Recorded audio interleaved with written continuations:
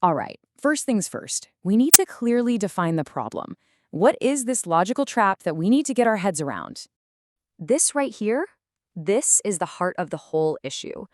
It's a really powerful question, you know?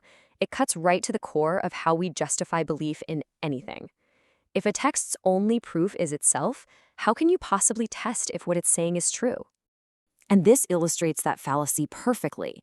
Circular reasoning is just a closed loop. It's like saying X is true because of Y, and Y is true because of X.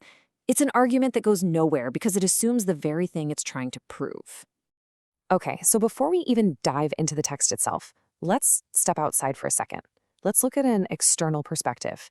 What if scholars, people outside the faith, actually observed about the Quran? And here's where it gets really interesting. You have non-Muslim scholars, guys like William Montgomery Watt and John Burton, who've pointed out the Quran's incredible textual stability, especially when you compare it to other ancient texts. Now, this isn't a statement of faith. This is a purely historical observation about how well the text has been preserved. And why does that matter? Well, this kind of external validation is crucial. It suggests that maybe, just maybe, the Quran's claims are worth looking into on their own terms, instead of just dismissing the whole thing as circular logic right from the get-go. So, that brings us to the text itself. What does the Quran actually say? Well, it doesn't just demand that you believe.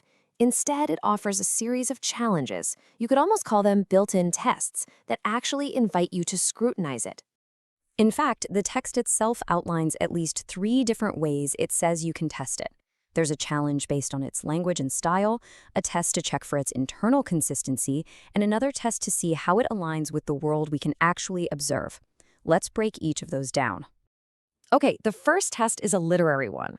The Quran basically throws down a gauntlet and challenges its audience to produce even a single chapter, a surah, of similar quality.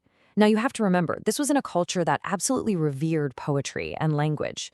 The fact that this challenge was never met is put forward as pretty significant evidence. The second test is a direct invitation for you to be a critic. It says, go ahead, read this thing from front to back, and actively look for contradictions.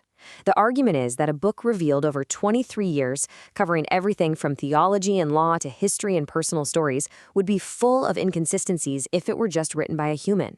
It's proposing its own internal coherence as a form of proof. And the third test is an empirical one. It makes the claim that its truths will actually be confirmed by what we discover in the natural world, the horizons, and even within our own human psychology. This implies its message has to constantly align with observable reality as we learn more and more. And this is the absolute key point. These aren't circular proofs. They're falsifiable hypotheses. For an ancient text, that's a pretty remarkable framework. Each one offers a test that, if it fails, would completely undermine the Quran's authority. They're inviting an evidence-based investigation, not just blind acceptance. So, putting all these pieces together, what does this new framework look like? Well, it lets us build a structured argument, one that moves way beyond that initial charge of circularity. I mean, just look at the difference here. The argument on the left, the Quran is true because it says it is, that's a dead end. But the one on the right, the Quran is testable and it passes its own tests, that opens a door. It totally shifts the conversation from a logical fallacy to a claim you can actually investigate and evaluate. So you can actually lay it out as a rational case. Premise 1, the Quran offers these testable, falsifiable challenges.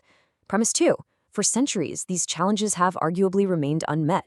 The conclusion, then, is that its claim to a divine origin isn't just based on faith alone, but is rationally supported. So the big takeaway here is that by focusing on these internal, falsifiable claims, the whole argument transforms. It becomes an invitation to engage in rational evaluation, to use your brain, to use literary analysis, to use real-world observation. It's a process, not just a static belief you have to accept.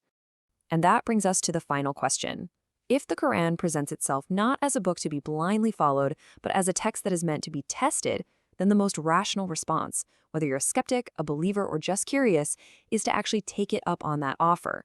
Why not put it to the test?